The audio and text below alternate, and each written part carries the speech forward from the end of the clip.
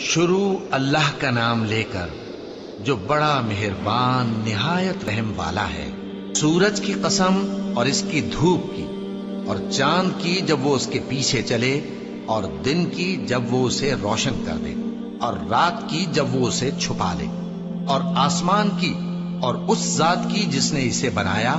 اور زمین کی اور اس ذات کی جس نے اسے پھیلایا، اور نفس انسانی کی اور اس کی جس نے اسے درست کر کے بنایا۔ پھر اس کو بدکاری سے بچنے اور پرہیزگار بننے کی سمجھ دی کہ جس نے اپنے نفس کو پاک رکھا وہ مراد کو پہنچا، اور جس نے اسے خاک میں ملایا وہ نامراد رہا۔ قوم سمود نے اپنی سرکشی کے سبب پیغمبر کو جھٹلایا۔